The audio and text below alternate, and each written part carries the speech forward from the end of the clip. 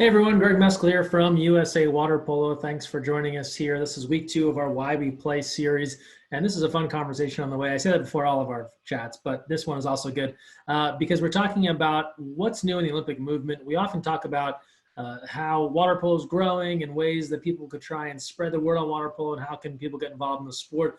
And so as we're talking about why people play sports, it only makes sense to highlight other emerging sports. And so we're kind of checking in with other national governing bodies in a talk we're calling What's New with the Olympic Movement. We have some great people on hand here today. Kyra from USA Climbing, Jake Mason from USA Dodgeball, Michael Kidjet, the best nickname, he's already won over everyone else here, from USA Breakin, and then our own Kaylee Gilchrist, USA Water Polo Olympian, but also a professional surfer and involved with USA Surfing.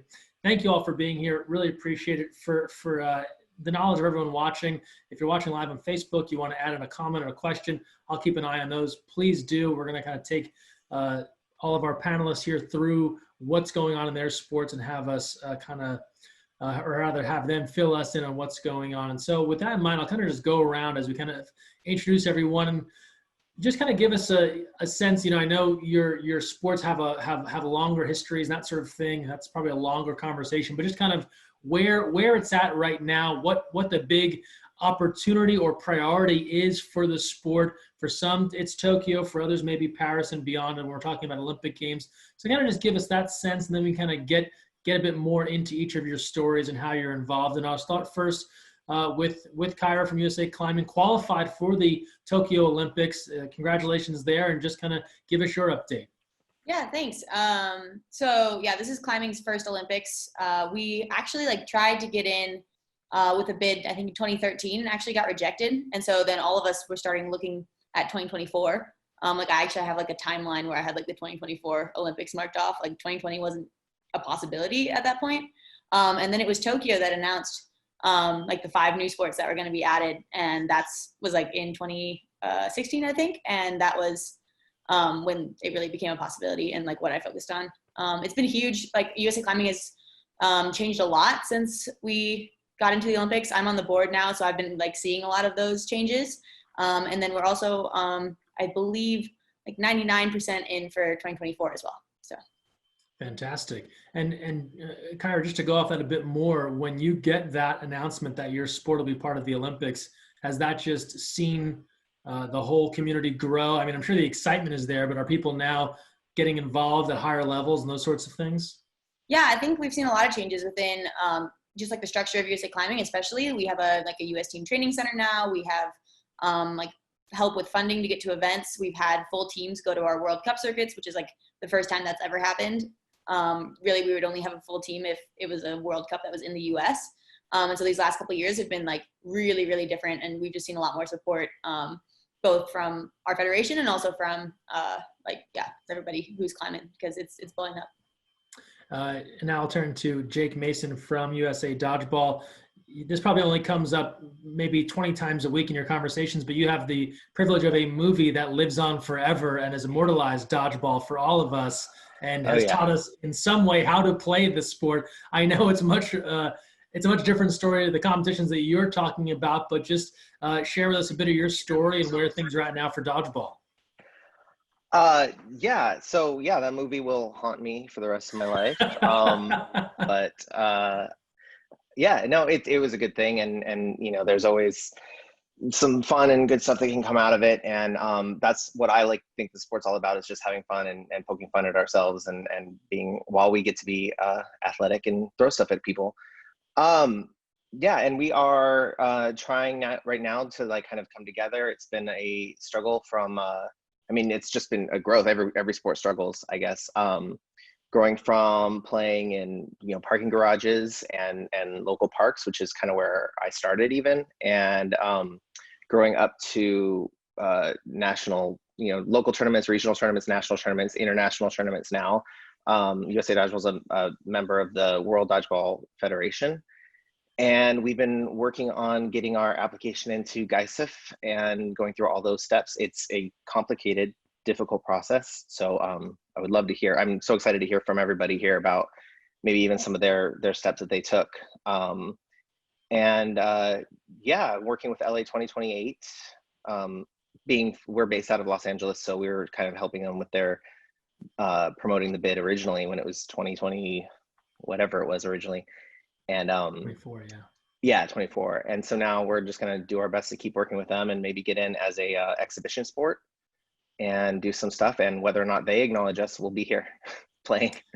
Yeah, we've had quite a few conversations during this summer, looking back to the 2000 Olympics for women's water polo. That was the first to include women's water polo. And Jake, to kind of allude to what you're talking about, it is a journey to get a sport into the Olympic Games. It doesn't happen overnight, as you know it. Jake, you have the benefit though of a sport that I think most people, especially if you grew up in the U.S., you have a foundational knowledge of what dodgeball is.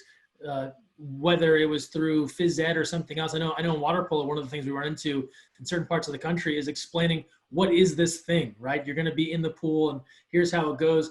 Is there that baseline knowledge of dodgeball, do you find, or do you have to explain a lot of what the sport is to people? Yeah, no, I mean, I actually around the world, everyone seems to play a version of dodgeball, which is great. So pretty much the essential, what I love about the sport is that it's as simple as, pick up and throw a ball at somebody. And, but then it's as complicated as once you get into it, you can play it for fun, just with no rules, no court, just go for it. Or you can grow and grow, and then you see the strategy in it and the teamwork that's involved and just the athleticism at the highest level. So I think it's just a sport that appeals to everyone from, little kids or people at a picnic to Olympic athletes. Excellent stuff. And now we'll turn to Kaylee Gilchrist, wearing her USA Surfing hat here in this one. Thanks for being here. So your sport, this was something you were so heavily involved in, even leading up to water polo, right? You had to make that decision, as we talked about in the past. But for the surfing community, what has it meant to get this Olympic recognition, this opportunity to have surfers recognized with things like gold medals?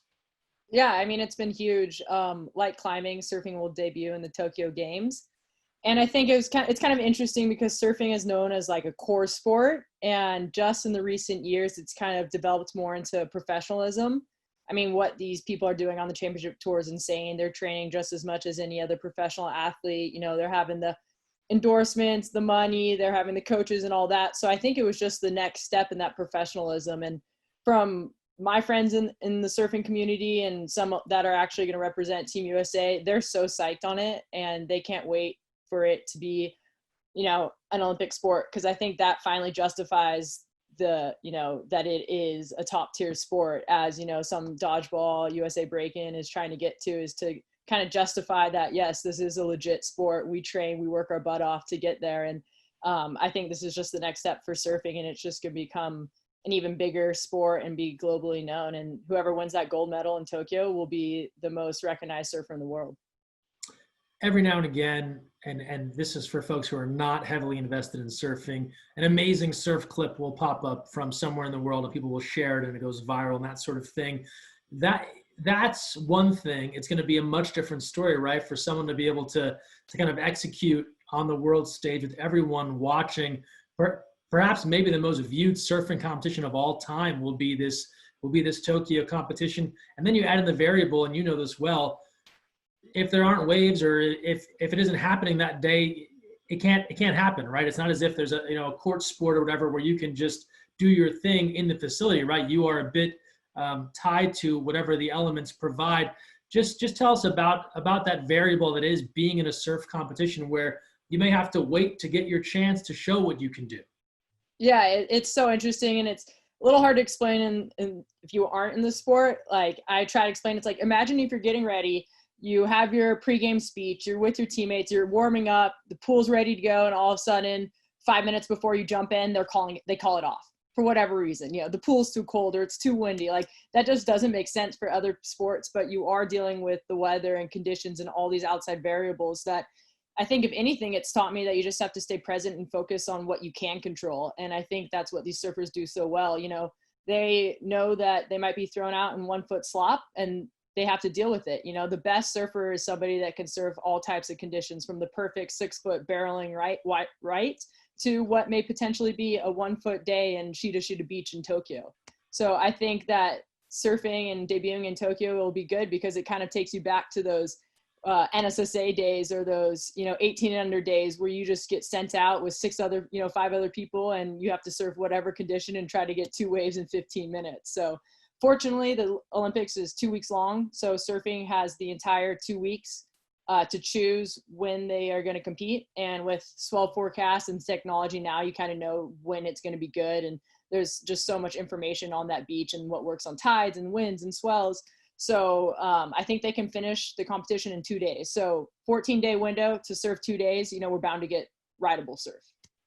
Excellent, excellent. And now we turn, last but not least, Kid Jet and USA Breakin, and just kind of give us a little bit of the evolution here of, I think that anyone that watches this can appreciate it, but now moving into this kind of sports world, if you will, what has that journey been like?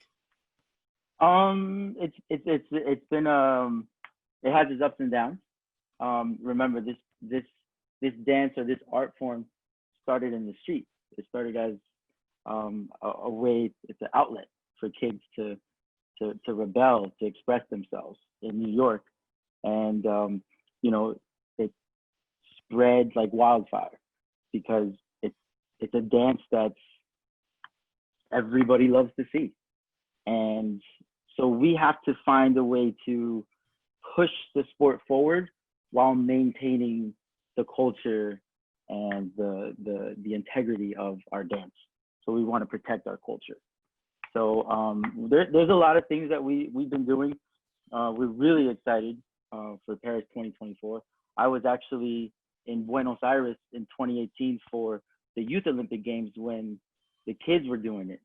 And the 14, 16-year-olds, and I was there when they raised the flag for breaking, for breakdancing, for the first time ever.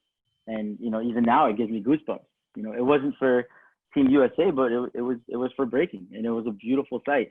And I witnessed all the other sports, and in that realm, in the Olympic Village, when everybody was done with their sport, because breaking has a musical aspect as well, they all flooded around the circle and they all watched in awe and they watched, they were amazed by what we were doing and how we were expressing ourselves.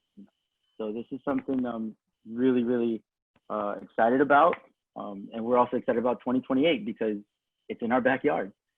Breaking is from USA and we want to represent it well. And we want our culture to stay intact. So, we'll come back to that because I think there's that culture question. I certainly was thinking about that with surfing too, and how it relates to kind of mainstream competition. But one more question, Kid Jet, about breaking. You mentioned the music. I think you can watch one of these competitions or performances and get caught up in the music and the uniforms and not understand the athleticism that goes into these competitions. How do you describe the athletic nature to make breaking look as beautiful as it does? It's to be honest, it's just like any other sport. It's our job to make it look easy, right? So even surfing, it's like, oh, the guy's just on a board, he's on water. Okay, that's a lot of work. That's a lot of work to jump in the air and spike a ball. And I was there when the Youth Olympics, when they had sport climbing, and you had these kids with Popeye arms climbing, rock climbing, speed climbing, and I'm like, dude, that was crazy. So what it takes is the same amount as any discipline, whether it be martial arts or any other discipline, and especially now that you are infusing dance with sport and you're training like an Olympian, and you have to cut diet and make weight and sacrifice going out, especially for kids. They sacrifice. I have students that sacrifice going out and having fun to train. That's what they're doing 3 times a day, 7 days a week, and they don't go out and they don't fall into bad habits and they don't do the negative stuff, and they focus on the goal. And if that's what they want, it's beautiful that this outlet is there for them now. It's there for, if you want to take the traditional stuff and you do it for having fun, that's cool. But if you want to take it to this next level where for a 14-year-old to go and win a gold medal for his or her country, that's a dream. And that is beautiful. for our art form to be able to do that, priceless. No doubt about it. Very well said. We're talking about what's new in the Olympic movement with a variety of different sports, representatives from USA Climbing, Dodgeball, Breakin, and Surfing. Kyra, I'll come back to you as it relates to climbing. And no matter what goes on, history made for you being part of this first group of Olympians to represent climbing. Obviously you want to do well, right? You want to medal, but before all of that, what does it mean to just represent your sport in this first moment?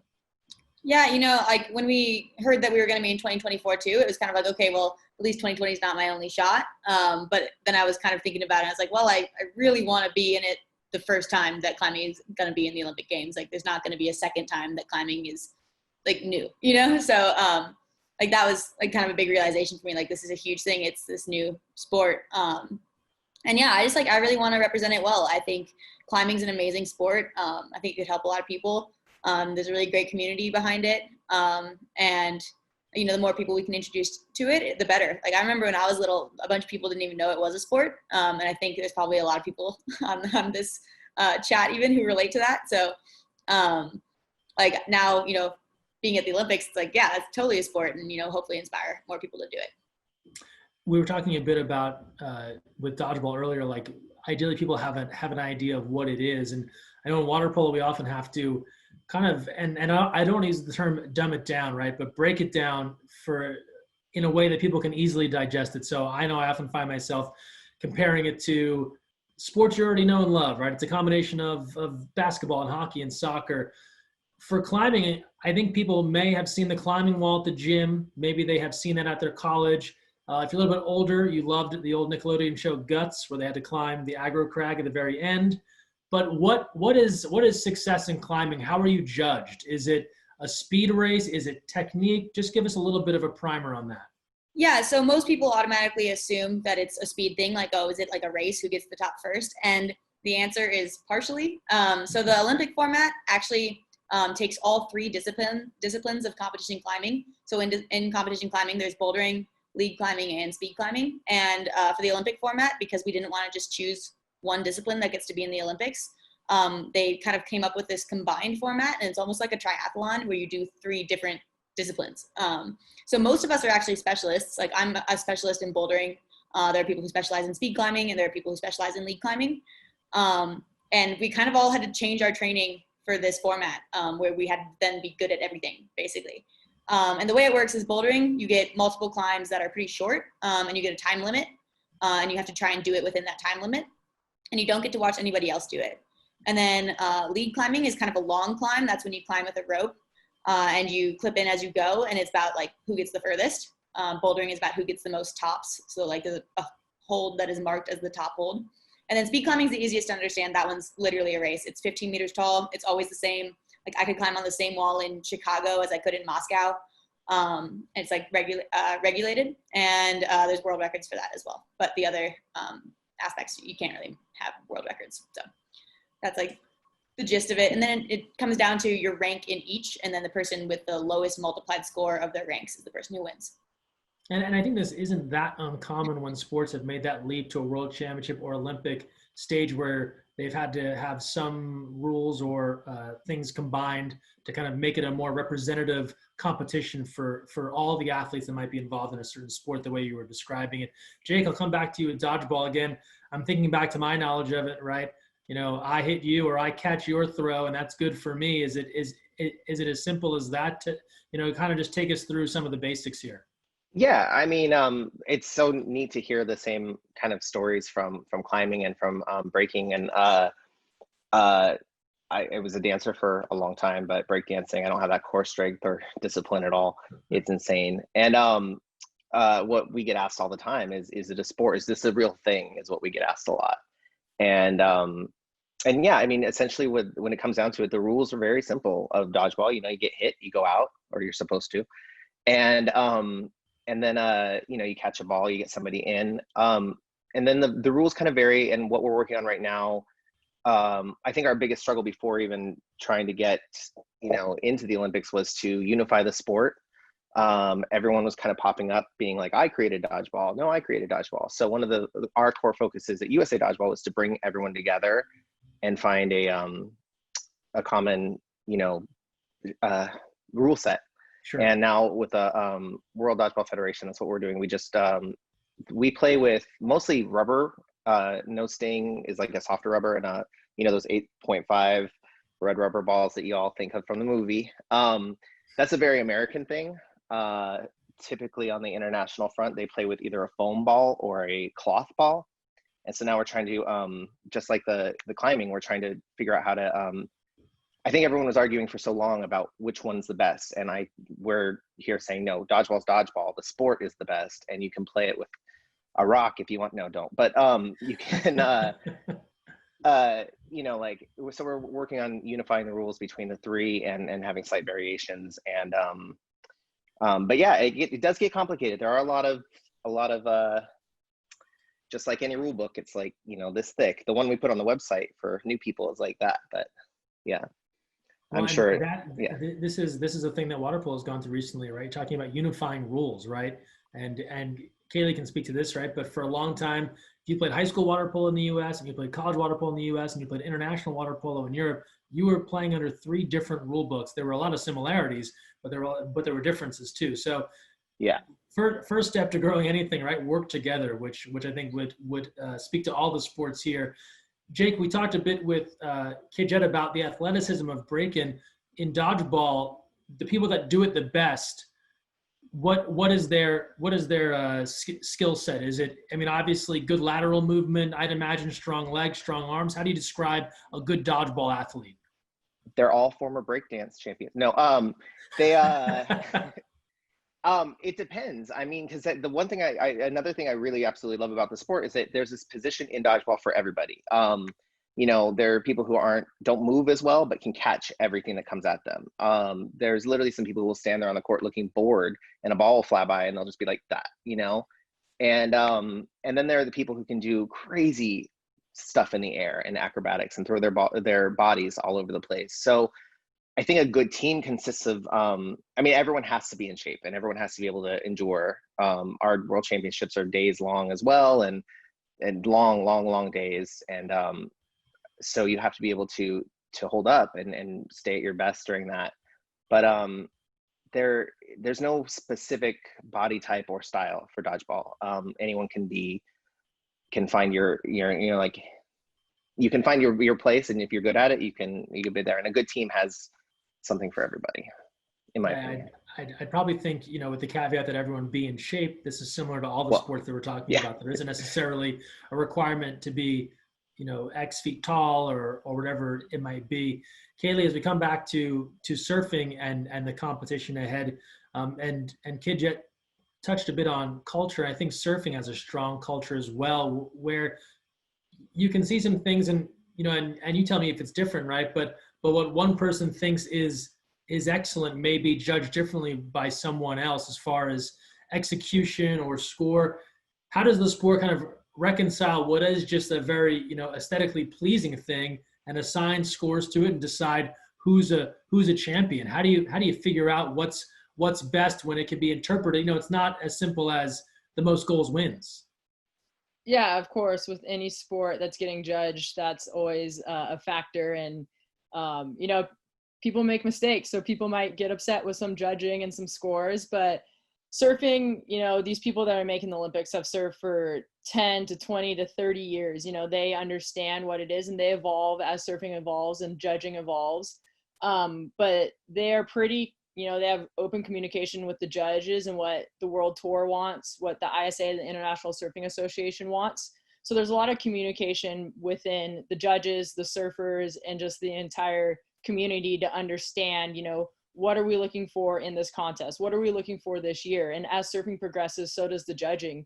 I was actually just recently listening to this podcast. Jadson Andres, amazing surfer from Brazil, and he was doing these airs in 2010 before anyone else does, and the judges didn't know how to score him.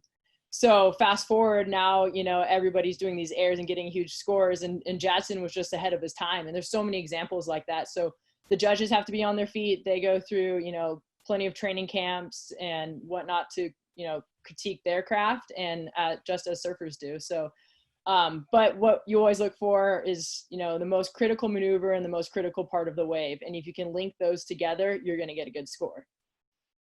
And then as far as the athleticism and leg strength, has obviously been big for you in both water polo and surfing, but what are those core things you need to have to be able to succeed over a tour or over a big event like the Olympics?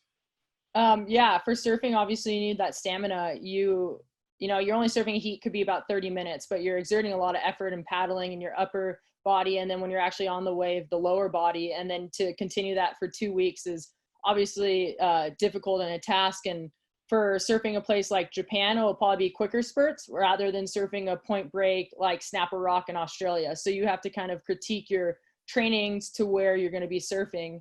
But the best surfers seem to be the most flexible and mobile. Obviously, you're putting your bodies in some pretty interesting positions, and you know, you need to do that injury prevention and have the ability and the core strength to get up and out of those unique situations.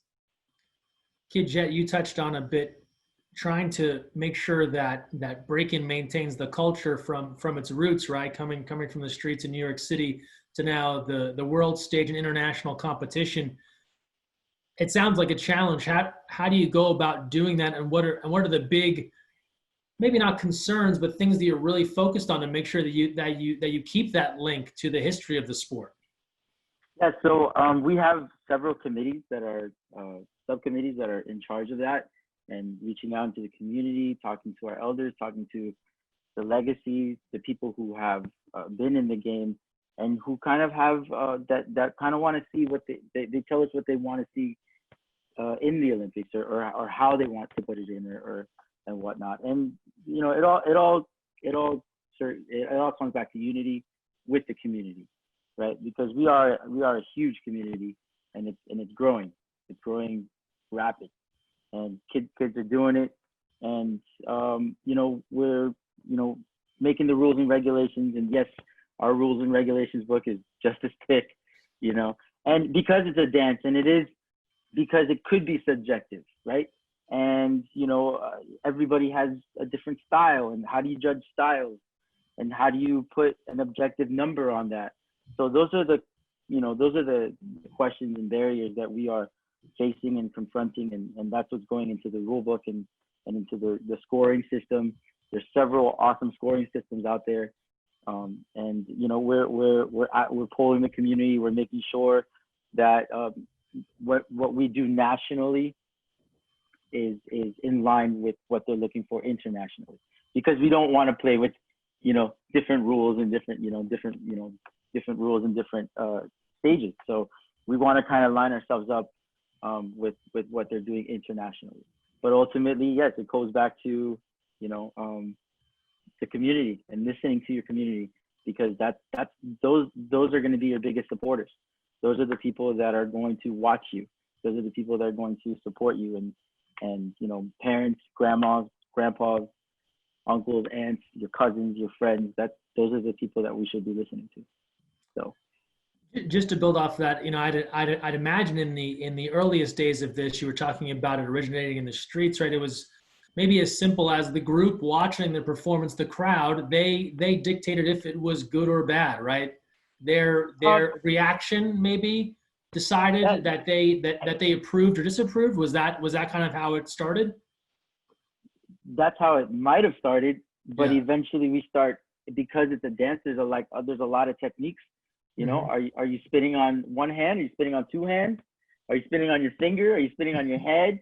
You know, so there's little things. There's a lot of technicality that goes into it, because there's so many things to judge. And one thing you look for when you battle is you look for your opponent's disadvantage. So if you're good at certain moves or certain style, you kind of want to expose it, but then you kind of want to have those toys as well. He who has the most toys wins, right? So you want to be the all-around dancer that can adapt to. And then the other factor is the music factor. You want to have, because you have to have musicality.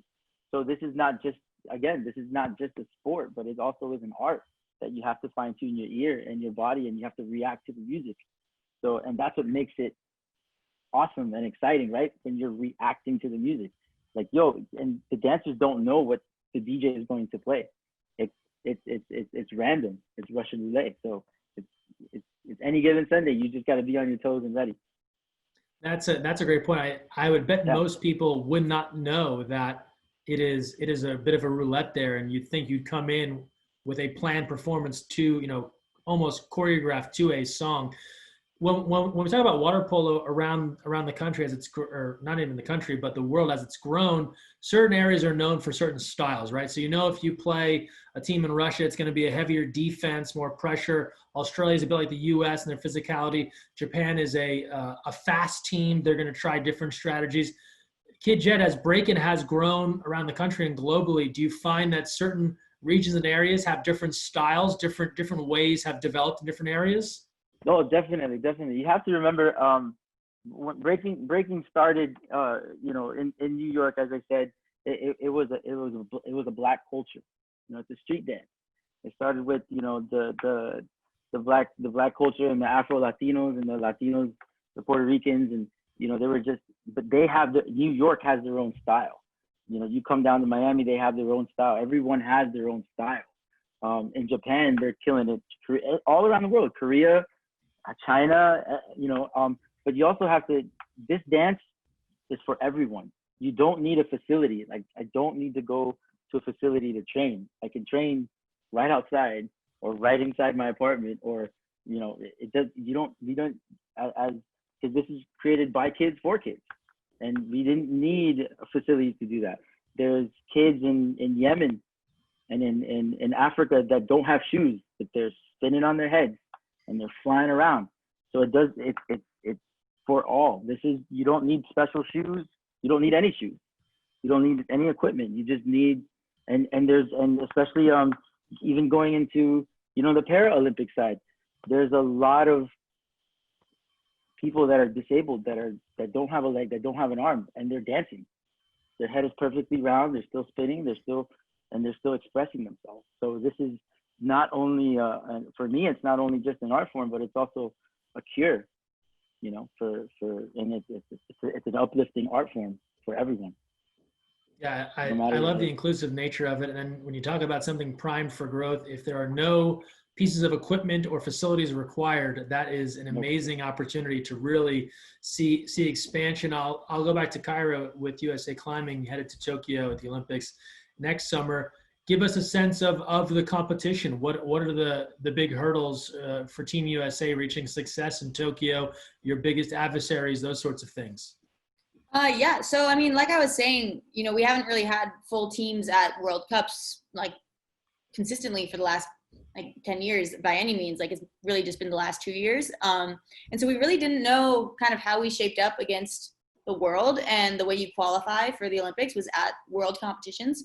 There wasn't a US team trials or anything like that. You had to do well at World Champs. You had to do well at the Olympic qualifying event, or you had to qualify at the Pan American event. Those were the only chances.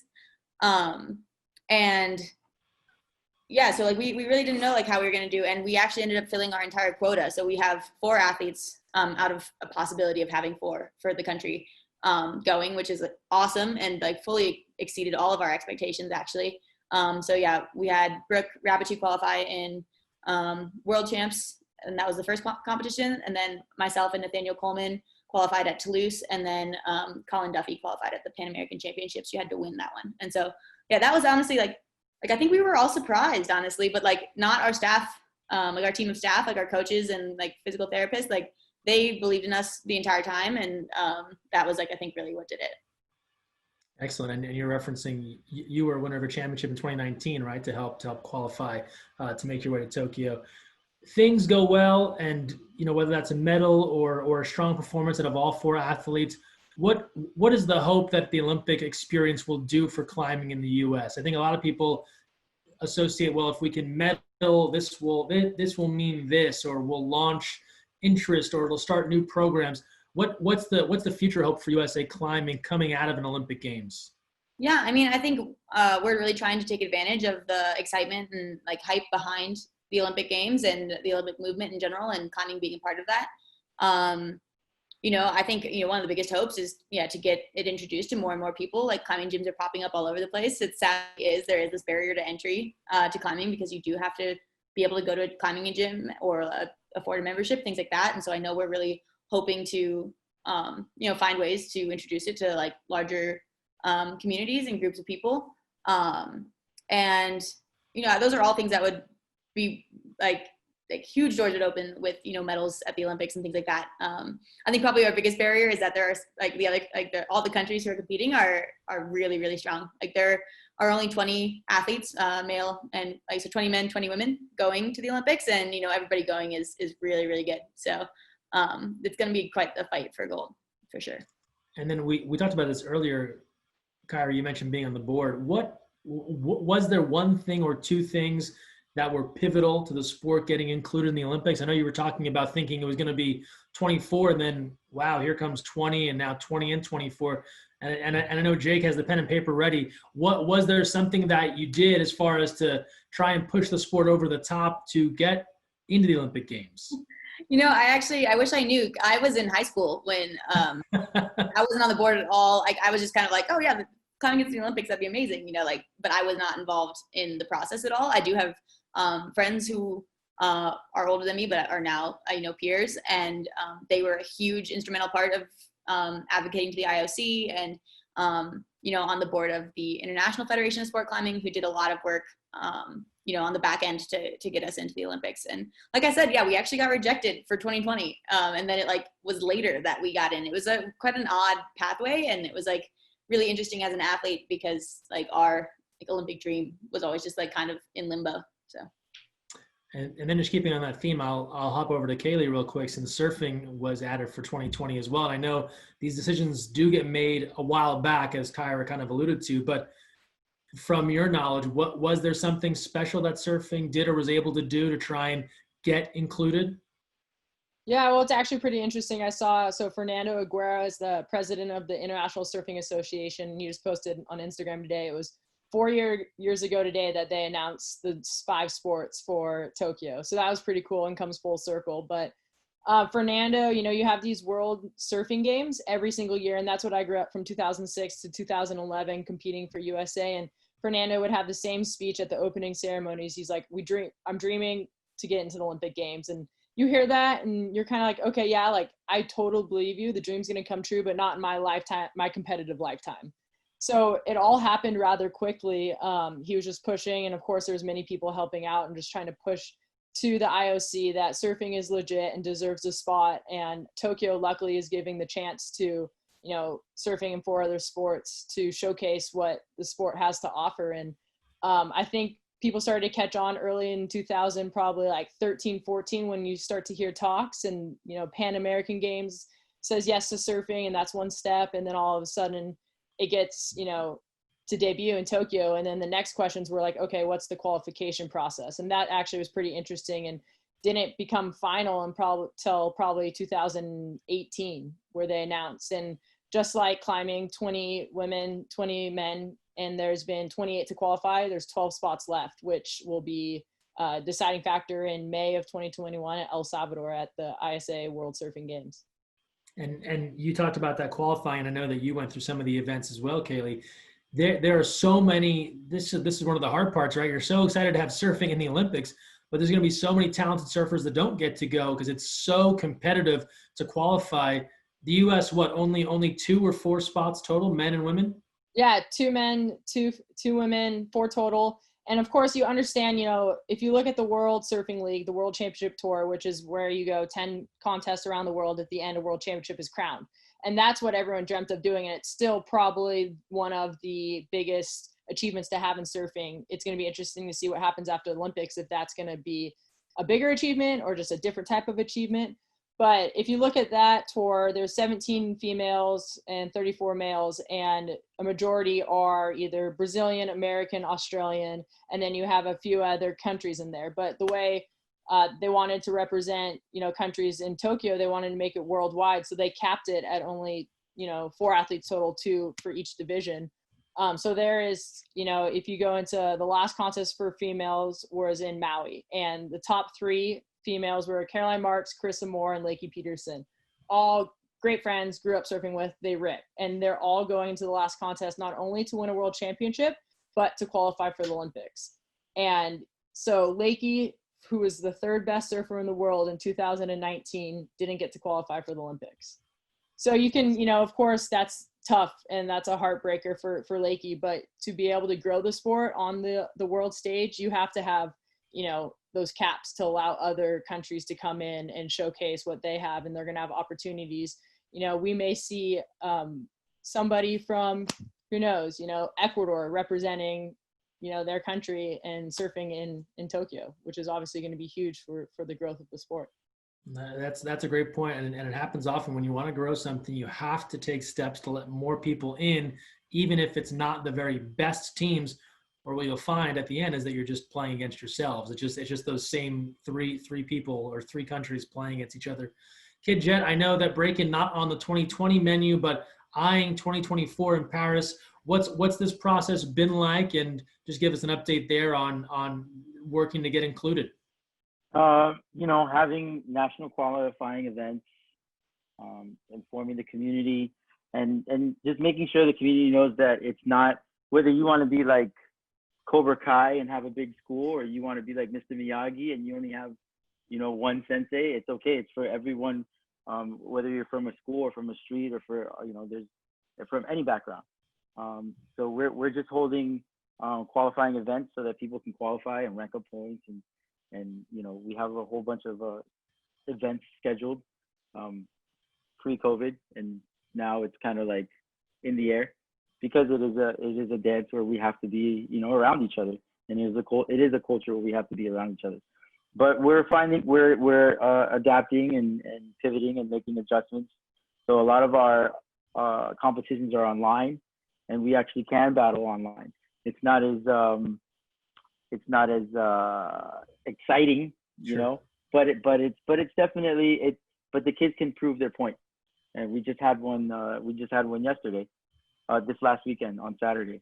So we're just developing the structure to make sure it'll, you know, what we have allows us to be successful into putting Breakin into 2024. Now, 2024 is just like everybody here. It's going to be special for us because it's the first time it's on the main stage. And what I'm urging my community is, guys, this is what we've been waiting for. This is your 5th grade field trip to Disney World. Like, we're all going. Breakin is going to converge in the city of Paris. And whether you're in the Olympic Games or not, your culture is going to be there. And that is not just because you're not participating on that main stage.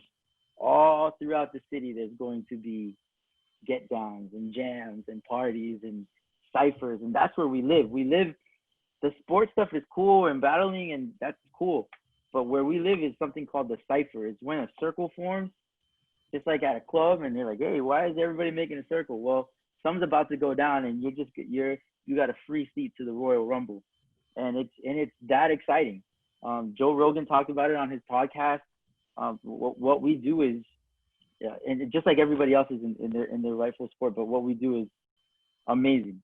Spinning on your head, spinning on your arm, flying, you're doing flips, you know, and also the cultural stuff is the dance, hitting the beat.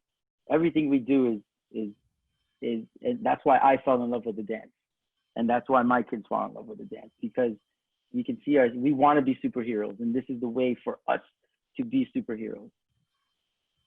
And if all this goes well, what does it look like competition-wise in 2024? How many countries, how many athletes potentially from the U.S., that sort of thing? Well, from right now, I believe we're still trying to figure that out. Mm-hmm. But the main goal for us to go to the Olympics is for the world to see Breakin on a bigger platform, so that we can be just like skateboarding, things like the X Games and BMXing, and be sponsored athletes and make a sustainable living off of what we love, our passion. Because that's what we're all here for. We're all here for our passion, Mm-hmm. right? And that's the reason I wake up every day. I don't wake up. I don't like waking up to go. You know, I believe I was put here for a bigger purpose. So if I can work towards that dream and that goal, to make sure that people can live a sustainable life through breaking, yeah, that's a beautiful dream, you know. And it keeps me young. It keeps all of us young, right? This is why we do it. That's excellent. Jake, we'll go back over to you as we've talked with the other three about their different journeys for getting included on the Olympic program. What's it been like for dodgeball? I know the team, right? The U.S.-based team has been successful in recent years. So how do you kind of turn that into getting this sport among the biggest stage in sports? I mean, yeah, the U.S. teams, we've had some great world championships. We're double gold this last year. So that was pretty cool.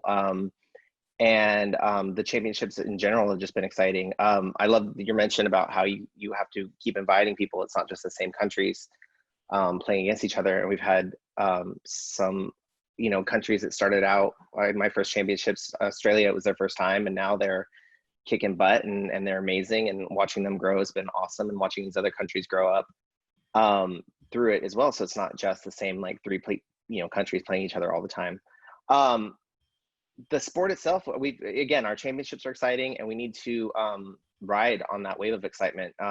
Unfortunately, as you all know, here there's a lot of non-sexy work that's involved with getting into the Olympics. I wish they would just, a scout would come watch the World Championships and go, wow, this is really a sport, and wow, okay, you guys are in. But there's a lot of paperwork, which I don't care for, and there's a lot of politics we've noticed as well. I'm curious as to find out how, and maybe this is a conversation for another time, so everyone get my number. But there's conflict with other NGBs and other organizations around the world who have their vision, and especially with breaking, I would imagine, since it's such an artistic sport, and there's got to be some conflict there you guys dealt with. So again, later, I would love to keep diving into that. Yeah, Yeah, it's. I think you see this when any new sport comes up. There tends to be a finite number of spaces at the Olympics, and usually for something to go in, something's going to come out, or something has to get reduced. Kaylee plays on a women's water polo team that saw the number of overall nations go up, but the roster size go down. So while more countries are represented, less women overall will be invited in comparison to the men's competition, right? So there's just that give and take as far as including sports and others coming out. And once you're in, as Kyra learned about climbing, right? 2020 and 2024, it's a battle to stay in, right? You need to make sure that you stay valid and stay a sport that needs to be on the Olympic program. This has been really informative talk. I know I learned a ton from all of you. Just as we kind of wrap up here, just kind of go around one more time, and I'll start back with Kyra. Just kind of parting shot, if you would. Anything else you'd want people to kind of know about USA Climbing? Anything else that they should be aware of, care about when it comes to your favorite sport? Yeah, I guess, kind of the similar thing that I don't remember who said it now, but, there is no, I think it was Jake actually, there is no perfect athlete in climbing. There's people who are short, there's people who are tall, there's people, kind of just of all body types who are amazing climbers. And I think that's something that's really cool about it. Anybody can be a really good climber. And so I've heard so many people say I can't do that. Whatever. And even people say I'm afraid of heights. I can't do that. And, I know so many climbers who are actually afraid of heights. It's really different when you have a rope on, and no, it's not all free soloing. So those are kind of the things that I always try to tell people. So I was about to reference free solo. My goal was to mention a movie for every sport here. So thanks for taking that one. I'll come back to Jake. Jake, just anything else you want people to know about USA Dodgeball and the effort to make it grow? Yeah, right now, obviously we can't play, and we're going to be, unfortunately, one of the sports that is one of the last to come back because there's a lot of contact involved. And so for now, just watch our YouTube videos, watch the World Championships, engage on social media, follow us, like us, build up our profile so we can use that to show people who we are and what we are. And yeah, anyone can play, and everyone's welcome to play, and we love that. Excellent. And I'll go to Kaylee with surfing.